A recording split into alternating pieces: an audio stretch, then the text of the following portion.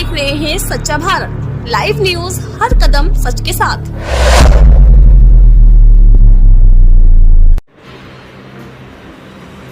आतंकवादियों की जो दरिंदगी भरा उनका हमला हुआ है और जिस तरह से वहां टूरिस्ट को टारगेट करके मारा गया, मैं समझता हूँ कश्मीर के इतिहास में बहुत कम ऐसी घटना आपको देखने को मिलेगी जहां पे टूरिस्ट को इस तरह से टारगेट करके उनको मारा गया। ये भी बात सामने आ रही है कि धर्म पूछ के मारा गया। इसका मतलब उन आतंकवादियों का मकसद देश में आतंक और दहशत फैलाना तो है ही,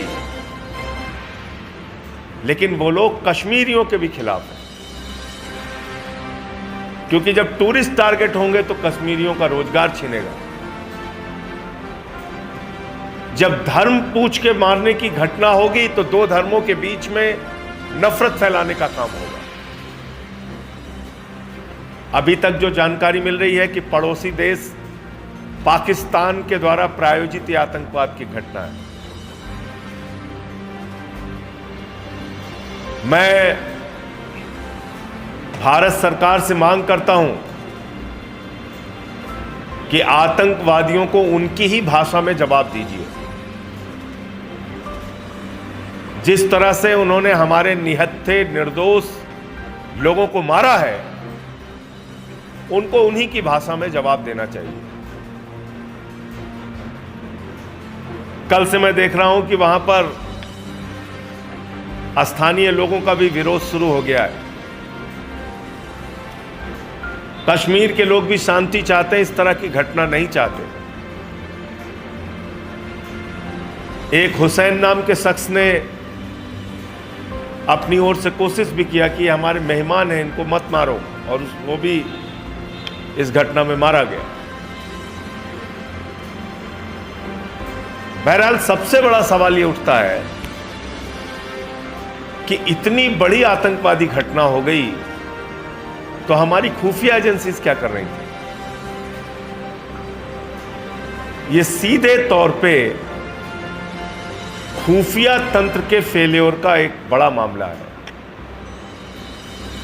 एक क्षेत्र में 2000 से ज्यादा पर्यटक हैं, वहां आतंकवादी पहुंच जाते हैं, गोलियों से भून के 28 पर्यटकों को जान से मार देते हैं।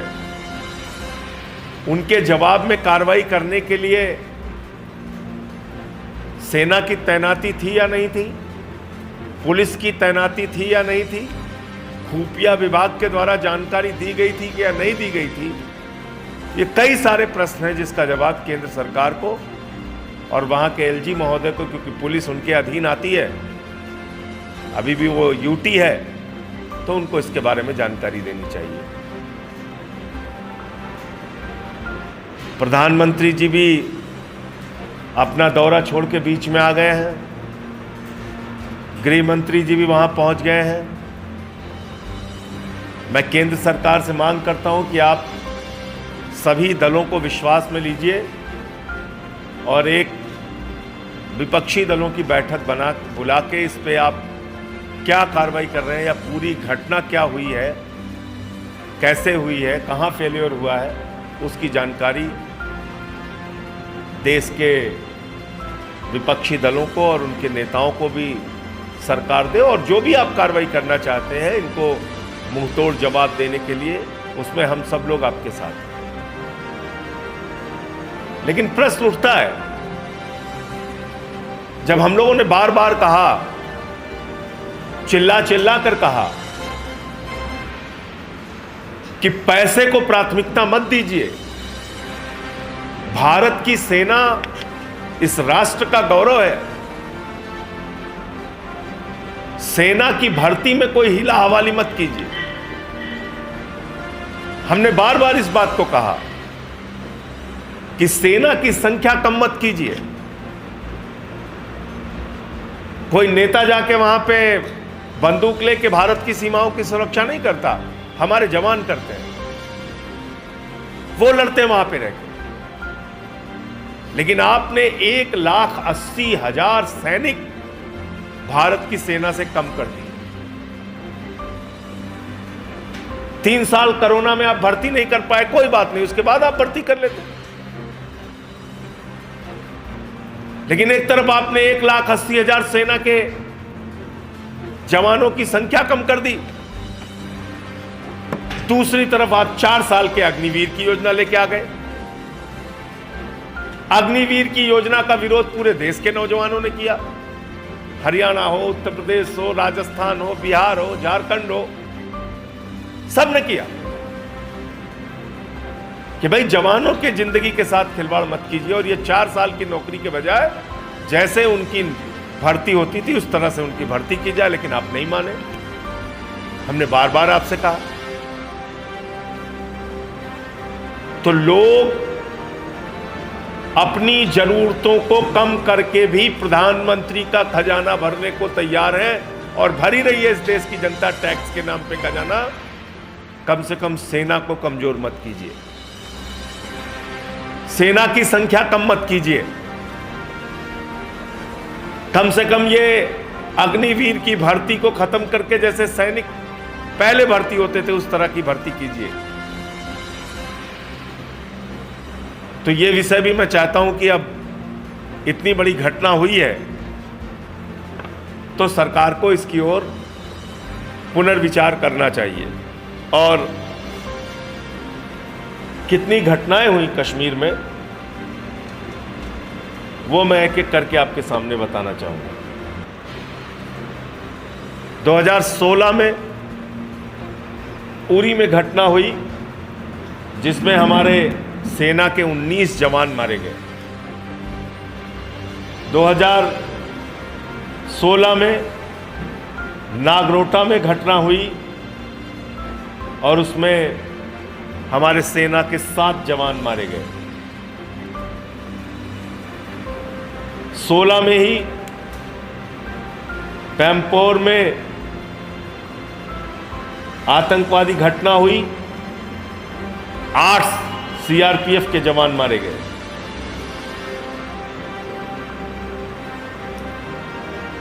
- 2017 में सुंजवान जम्मू में आर्मी कैंप के ऊपर अटैक हुआ, 6 सैनिक मारे गए, 1 नागरिक मारा गया, 3 आतंकवादी मारे गए। 2000 उरी की घटना में भी 4 आतंकवादी मारे गए थे और नागरोटा की घटना में भी 3 आतंकवादी मारे गए थे। 2019 पुलवामा, आप सब लोग जानते हैं कितनी बड़ी घटना हुई थी। 350 किलो आरडीएक्स हिंदुस्तान की धरती पे लाके हमारे जवानों के काफिले पे हमला किया गया और 40 जवान उस घटना में शहीद हो गए। 2024 में तीर्थयात्रियों पे हमला हुआ, 9 उसमें तीर्थयात्री की जान गई। रियासी 2024 में ही श्रीनगर मार्केट में हमला हुआ, ग्रेनेड से अटैक हुआ, इसमें 11 लोग हताहत हुए, कोई किसी की जान नहीं गई। 2024 में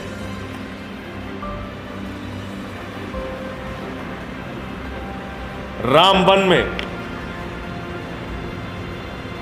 माइग्रेंट वर्कर जो होते हैं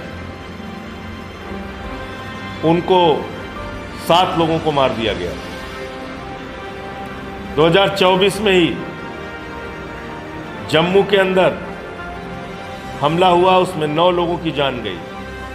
2024 में श्रीनगर में हमला हुआ, उसमें 2 लोग इंजर्ड हुए।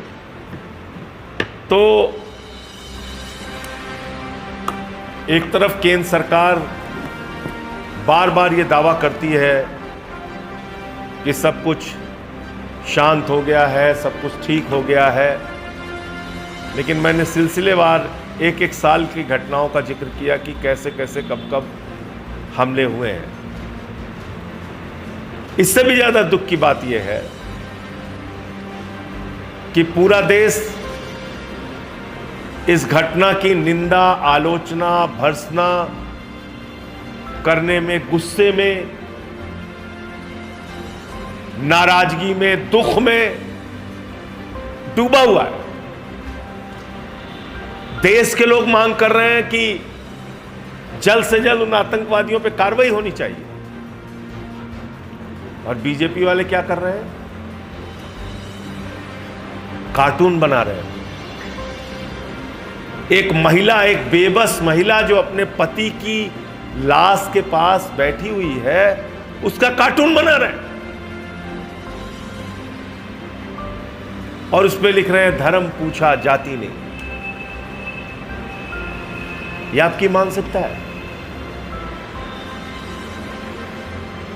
अरे धर्म पूछा जाति नहीं, धर्म पूछ के लोगों को मारा, ये तो पूरे देश में मीडिया के जरिए और जो लोग थे उनके बयान के जरिए आ गया।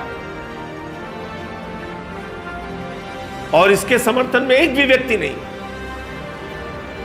उन आतंकवादियों का मकसद धर्म के नाम पे झगड़ा कराना है, देश को तोड़ना है। ये हम बार बार कह रहे हैं, उनके खिलाफ कार्रवाई की मांग कर रहे हैं, और भाजपाई कार्टून बना रहे हैं। कार्टून बना रहे हैं उस महिला की जो अपने पति के पास बैठ के रो रही है, बिलख रही है, उनकी लाश के पास बैठ के रो रही है, बिलख रही है। तो ये कहीं ना कहीं बीजेपी की मानसिकता को उजागर करता है। आम आदमी पार्टी अपने 18 मंडलों पर इस घटना को लेके शांति सभा का आयोजन करेगी, और मैं फिर दोहरा रहा हूं कि भारत की सरकार, मोदी जी और गृह मंत्री जी और रक्षा मंत्री जी विपक्षी दलों को और देश को विश्वास में लेके इस घटना का मुंह तोड़ जवाब दें। आपके कोई प्रश्न हो आप पूछ सकते हैं।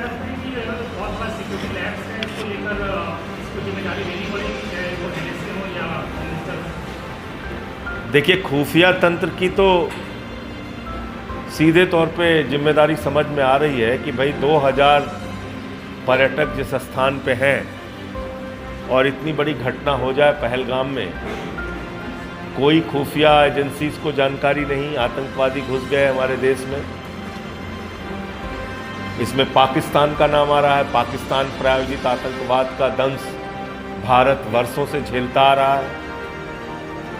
तो आपको पता कैसे नहीं चल पाया? पहला प्रश्न तो ये उठता है। दूसरा प्रश्न, ऐसी घटनाओं में जवाबी कार्रवाई भी होती है। जैसा मैंने आपको बताया, चाहे उरी हो या जो भी और घटनाएं हुई, उसमें मिलिटेंट्स भी मारे गए, उनके ऊपर भी हमारे जवानों ने हमला किया, लेकिन वहाँ कोई सुरक्षा के इंतजाम नहीं थे, जिसके कारण से उन्होंने एक तरफा फायरिंग किया और हमारे लोगों को मारा, हमारे भारतीयों को मारने का काम किया।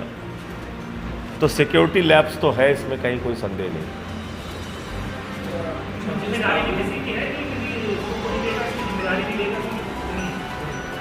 नहीं, निश्चित रूप से भारत की सरकार को इसकी जिम्मेदारी लेनी चाहिए और प्रधानमंत्री जी को इसकी जिम्मेदारी बिल्कुल लेनी चाहिए। आप बड़े बड़े वादे, आप तो कह रहे थे कि पूरी दुनिया के लोग आके फिल्म की शूटिंग करेंगे अब कश्मीर में, और इतना बड़ा सिक्योरिटी लैप्स हो जा रहा है। आपकी खुफिया एजेंसीज को पता नहीं चल पा रहा है। आपने वहाँ पे कोई सुरक्षा के इंतजाम नहीं किए थे जहाँ पे इतनी संख्या में पर्यटक मौजूद थे। तो ये सारे प्रश्न हैं जिस पे प्रधानमंत्री जी को जवाब देना चाहिए।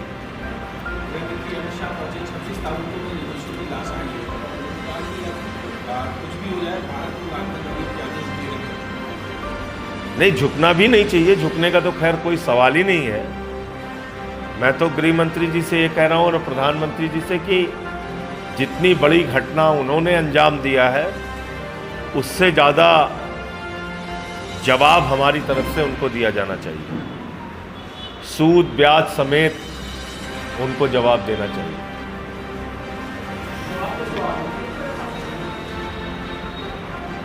आतंकी अगर पाकिस्तान से प्रायोजित है और पाकिस्तान उन आतंकवादियों पे कार्रवाई करने में रोड़ा बन रहा है तो कार्रवाई कीजिए आप, उसमें क्यों पीछे हैं? भाई अगर पाकिस्तान के द्वारा प्रायोजित आतंकवाद हिंदुस्तान में होगा, उन आतंकवादियों पर कार्रवाई करने के लिए हमारी सरकार कदम उठाएगी और पाकिस्तान उन आतंकवादियों के पक्ष में खड़ा होगा तो पाकिस्तान पर कार्रवाई कीजिए। राष्ट्र की सुरक्षा, नागरिकों की सुरक्षा सर्वोपरि है। अब वो फिर उन्हीं बातों को दोहराना पड़ेगा। अनावश्यक का एक दुष्प्रचार है भारतीय जनता पार्टी की तरफ से, उसका मैं जवाब नहीं देना चाहता।